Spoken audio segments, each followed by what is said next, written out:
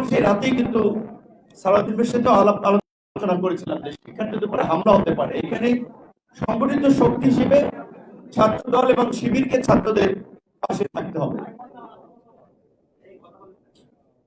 এবং সালাউদ্দিন ভাইয়ের সাথে সাথে ছাত্র দলের সভাপতি সেক্রেটারিকে বলেছেন এবং তারাও আমাদের সাথে কথা বলেছে এবং কিভাবে শিক্ষার্থীদের পাশে থাকা যায় এবং শিক্ষার্থীদের যেন আক্রান্ত না হয়, ছাত্র দলের সহযোগিতা কিংবা শিবিরেরও সহযোগিতা আমরা আমাদের পেছন থেকে আমরা করেছিলাম।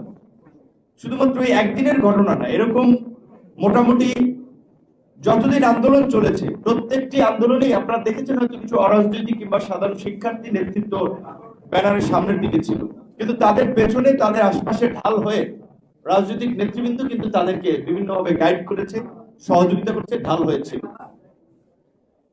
এই জন্য আমরা বলছি যে যারা আসলে এই গণ অভ্যুত্থানকে যদি 10-15 দিনের আন্দোলন কিংবা 36 দিনের কোনো আন্দোলন হিসেবে আখ্যায়িত করেন তাহলে এটা অনেকের প্রতি অবমূল্যায়ন করা হবে।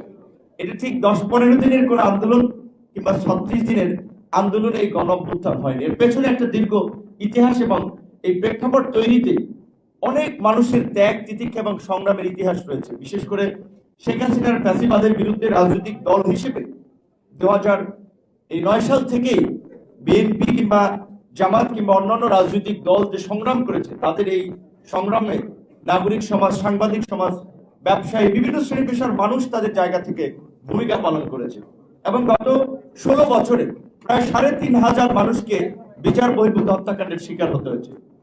6.5 শতাধিক মানুষকে গুমের শিকার হতে হয়েছে। অনেক রাজনৈতিক নেতৃবৃন্দ থেকে শুরু করে সাধারণ মানুষ অনেককে এখনো তাদের পরিবার খোঁজ জানে না। তাদের কোনো সুনির্দিষ্ট অপরাধ ছিল না, তাদের অপরাধ ছিল তারা হয়তো আওয়ামী ফ্যাসিবাদের বিরুদ্ধে কথা বলেছে কিংবা রাজনীতি করেছে। বিশেষ করে আপনাদের একজন সহকর্মীর কথা উল্লেখ করেছেন, সাংবাদিক সাগর রুনির কথা।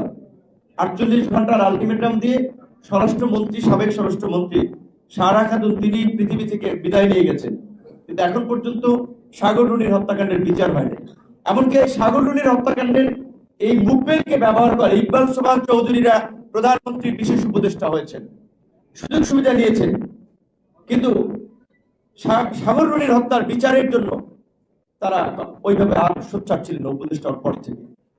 আমি সালাউদ্দিন ভাইয়ের সাথে শেয়ার করছিলাম, যেহেতু তিনি দেশের বাইরে ছিলেন, অনেক কথা জানেন, অনেক ঘটনা তার একেবারে সব এখনই এই অল্প সময়ের মধ্যে সবার সাথে দেখা সাক্ষাৎ করে সবকিছু জানা সম্ভব হয় নাই।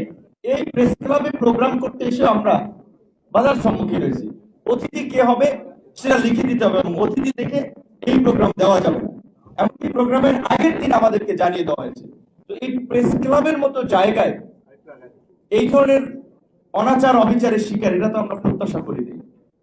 এই অভ্যুত্থান পরবর্তী সময় আমরা চাই সাংবাদিকরা এই অতীতের যে দলদাস ভূমিকা সেখান থেকে বের হয়ে আসুক, যেটা সংগঠনের সাধারণ সম্পাদক রায়হান ভাই বলেছে যে কোনো কোনো ক্ষেত্রে সাংবাদিক আক্রান্ত হলে অনেকে সেটা একটা উল্লাস করে কিংবা সেটাকে পজিটিভলি বা সেটা বাহাবা দিচ্ছে। কেন? সে আমার একটা কথা বলেছে যে যারা মাঠের কর্মী, সংবাদকর্মী, তাদের একটা সীমাবদ্ধতা আছে। কারণ আমাদেরকে বলতো যে ভাই অনেক নিউজ আমরা হাউসে জমা দেই কিংবা আমরা ভিডিও করে নিয়ে যাই, এখন ওইটা প্রচার করবে কিনা ওইটা তো হাউসের পলিসি। কারণ আমরা ধরতাম কি খবর আপনি আসছেন, আপনাদের গণমাধ্যমে নিউজ হয় না। এটাও ঠিক যে যারা মাঠের সংবাদকর্মী তারা তো নীতি নির্ধারণী পর্যায়ে না, কাজেই স্কোরটা কি হবে, নিউজটা কি হবে, কোন বিষয়টাকে কিভাবে উপস্থাপন করা হবে।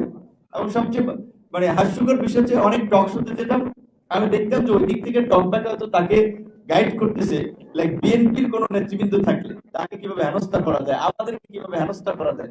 তো কেয়ারফুল থেকে একটু সাইড থেকে শোনা যায়, যদি কেউ বলতেছে হ্যাঁ ওকে এই কোশ্চেনটা ধরেন, তাকে এই বিষয়ে জিজ্ঞাসা করেন। তো টেলিভিশন প্রোগ্রামগুলো কিছু কিছু প্রোগ্রাম প্রডিউসার কিংবা উপস্থাপকরাও একটা দলদাস ভূমিকা নিয়েছেন, যার ফলে ওই প্রোগ্রামের আসলে আপনার সার্বজনীনতা কিংবা প্রোগ্রামের গ্রহণযোগ্যতাটা, বিশেষ করে ধরেন 71 টিভি, সময় টিভি, আপনারা দেখেছেন কি ধরনের নিউজ প্রকাশ করেছে। আমার নাম্বারটা পাবলিক, আমরা যারা রাজনীতি করি তাদের নাম্বার অনেকের কাছে আছে। কে একজনে মেসেজ করেছে আমি জানি না, মালয়েশিয়ার নাম্বার থেকে, যে আপনাকে যে অস্ত্রের চালানটা পাঠিয়েছিলাম সেটা খালাস হয়ে গেছে, পরবর্তীতে আরো ভালো অস্ত্র দেবো। পাঠাইছি কি আমিও জানি না, আমি তো অবাক হয়েছি, চালান পাঠাইছে।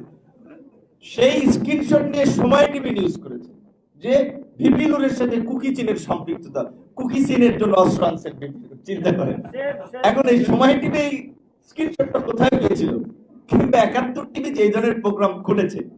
এখন যদিও সময় টিভি বা ৭১ টিভির পলিসি চেঞ্জ, আবার হয়তো আবার পরিবর্তিত কোনো প্রেক্ষাপট হইলে আবার এরকম অনেক টিভি আছে তাদের এরকম পলিসি থাকতে পারে।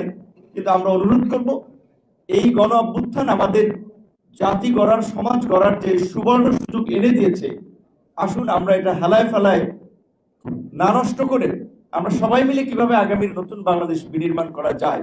এবং এই গণ অভ্যুত্থানে শুধুমাত্র গুটি কয়েক ছাত্র কিংবা ছাত্র নেতাদের ভূমিকা এটা না, সারা দেশে বাংলাদেশের ইতিহাসে ৬৯ গণ অভ্যুত্থান অবশ্যই আমাদের জন্য একটা প্রেরণা।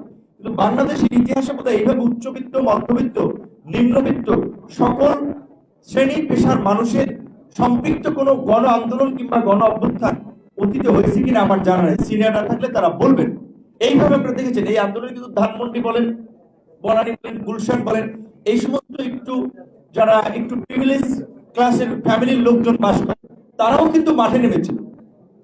সাংবাদিকদের কাজ করা অনেক কঠিন ছিল এই পরিস্থিতির মধ্যেও। তারপরে এক ভাই বলেছে, হ্যাঁ আমি তার দ্বারা এনকারেজ হয়েছিলাম। পাশে ভাষণ ভূষণ করে বলছে, ভাই আন্দোলন একটু ঝিমিয়ে পড়তেছে, কিছু বলেন, আপনারা বললে মাঠ গরম হবে, লোকজন এনকারেজ হবে। তো তখন বলেছিলাম যে ৯০% শেষ, 10% ধাক্কা দিতে বলেন। কিংবা আমাদেরকে যখন প্রথম দফায় রিমান্ড থেকে কারাগারে তোলা হয়, আমি খসরু ভাই, রিজভী ভাই, জামাতের সেক্রেটারি, আমরা একই প্রিজন মেনেছিলাম। আমরা এই ডিবির গারদ থেকে শুরু করে আদালত পর্যন্ত যাওয়ার পথে রাস্তার পাশে দেখেছি মানুষ, দেখি রাস্তার গলির মুখে দাঁড়াচ্ছে, তাদের থেকে প্রিজন ব্যাট থেকে আমরা স্লোগান দিচ্ছি, মানুষকে এনকারেজ করার চেষ্টা করেছি। আপনারা বলেছেন যে আপনাদের কয়েকজন সহকর্মী মৃত্যুবরণ করেছে। অবশ্যই মাঠে যারা ছিল গুলি বাসার ছাদ থেকে আসছে, কোথা থেকে আসছে কেউ জানতেছে না, তাদেরও জীবনের ঝুঁকি ছিল। এই পরিস্থিতির মধ্যেও যে তারা ঝুঁকি নিয়ে কাজ করেছে, সেখানে অবশ্যই তাদেরকে আমাদের মূল্যায়নটা করতে হবে। কিন্তু এটা ঠিক যে এখন গণহারে কিছু সুবিধাভোগী, তারা বিএনপি না, তারা জামাত না, তারা কোনো রাজনৈতিক দলে না, আমি মনে করি তারা সুবিধাভোগী। এখন বিভিন্ন হাউস দখল করার জন্য, বিভিন্ন প্রতিষ্ঠানের শীর্ষ পদে যাওয়ার জন্য যাকে তাকে রাজনৈতিক ট্যাগ দিয়ে হাউস থেকে বের করে দেওয়া, চাকরিচ্যুত করা, এই ধরনের অপচেষ্টা তারা করে যাচ্ছে। সংবাদ মাধ্যমকে যদি আসলে এই অভ্যুত্থানের পরেও যদি আমরা একটা মুক্ত গণমাধ্যম হিসেবে উপস্থাপন করতে না পারি, সাংবাদিকদের পেশার স্বাধীনতা যদি না নিশ্চিত করতে পারি, তাহলে এই গণ অভ্যুত্থানের মূল্যটা কোথায়? রাজনৈতিক কিংবা সাংবাদিক সংগঠনগুলো, বিশেষ করে সাংবাদিক সংগঠনগুলো, আমি অনুরোধ করবো যে যারা এই নেতৃত্ব দিচ্ছেন, আপনাদের একটা রাজনৈতিক আদর্শ থাকতে পারে, কিন্তু এই পেশার মধ্যে রাজনীতিকে ঢুকায় না। এই পেশার মধ্যে রাজনীতিকরণ করে আওয়ামী লীগ গণমাধ্যমগুলোকে কি করেছে আপনারা দেখেছেন। পরিস্থিতি সবসময় একরকমের থাকবে না, সামনে বিভিন্ন ধরনের পরিস্থিতি আসবে। আমরা চাই তো গণমাধ্যম প্রতিষ্ঠান হিসেবে, একটা স্বাধীন মাধ্যম হিসেবে তারা কাজ করবে এবং তাদের সেই সংবাদ পরিবেশন করার স্বাধীনতা থাকবে। তাদেরকে এখন অন্তত ডিজিএফআই এর অফিস থেকে ফোন দিয়ে এই নিউজটা সরান লাগবে, ওকে টকশোতে ডাকা যাবে না, এই নির্দেশনা তাদেরকে দেওয়া হবে না। এবং বিশেষ করে আজকে এই সংগঠনের আনুষ্ঠানিকভাবে যাত্রা শুরু করেছে, অনেকদিন ধরে আমাকে বলেছেন আমি তাদের সাথে সম্পৃক্ত আছি, এবং আমি বলেছি যে বিশেষ করে সাংবাদিকদের যে কোনো প্রোগ্রাম, যে কোনো কর্মসূচিতে তাদের পাশে আমার সহযোগিতাটা পাবেন।